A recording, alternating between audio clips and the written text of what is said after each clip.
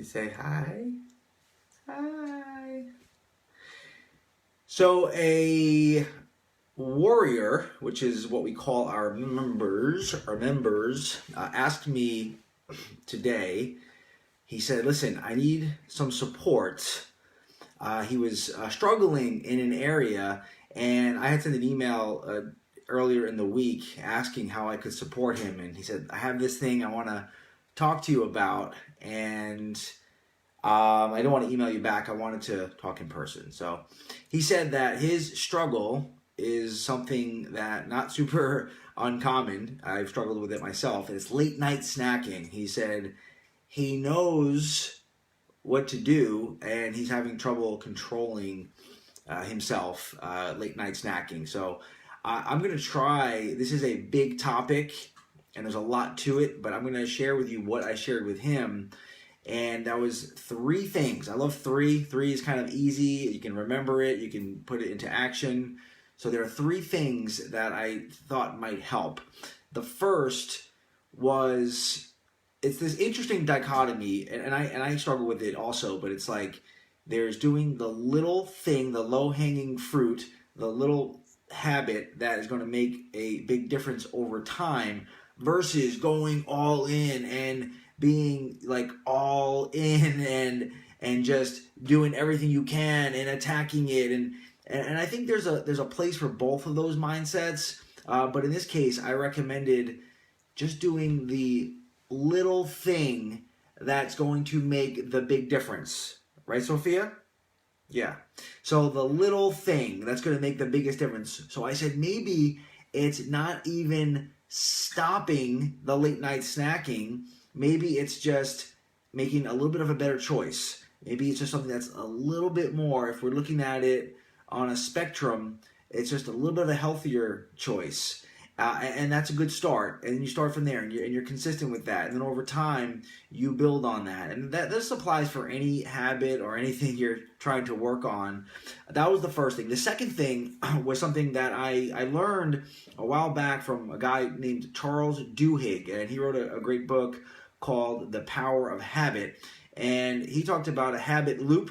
If I didn't have my hands full, I would do a little diagram, but you're probably better off not seeing that. It's just a circle. So imagine a circle, and it's a loop. It's a continuous loop that has a few components, and one of them is the trigger.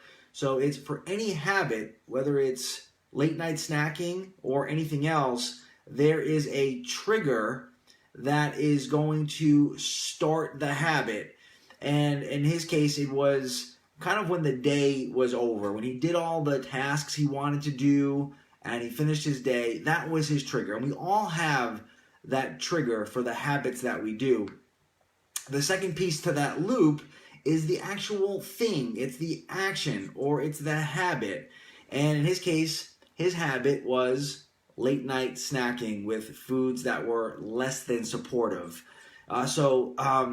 And then there's the next part of the loop, which is the reward. So the reward is the reward. It's what you get for doing the habit. And it's different for everybody. But every habit, whether you consider it a good one or a bad one, comes with it a reward. There's a reason why you're doing that. And here's the deal.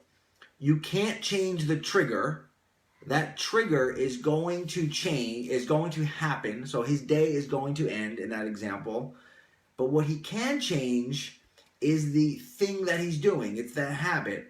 And the best way to look at this is to say, what can I do instead that is going to create a similar reward? So, right, Sophia? Yeah. No? Yeah. Yeah. No. Yeah. So once you figure out that reward, maybe it's for him, it's just like an emotional satisfaction of just having that reward that he felt like he deserved.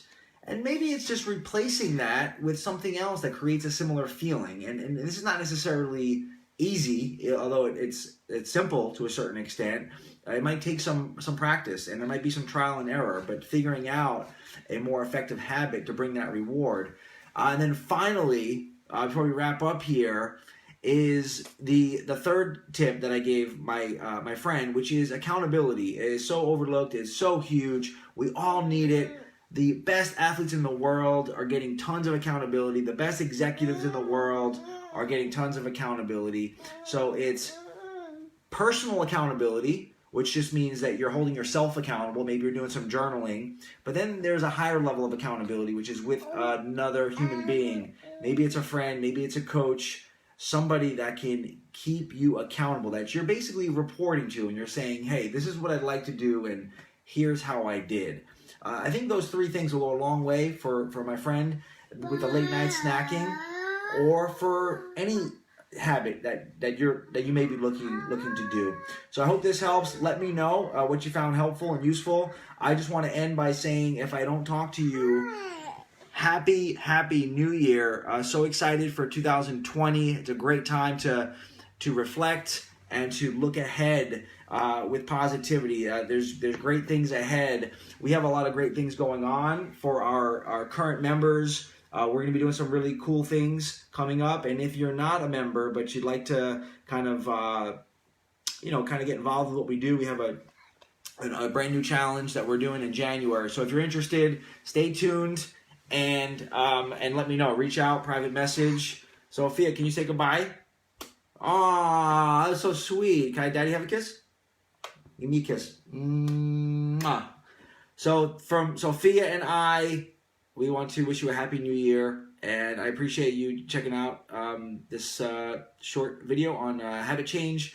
And again, super great things coming up. We actually have a webinar we're doing on habit change. So if this kind of thing interests you, it should, because it's really important stuff. Talk to you soon. God bless, and take care.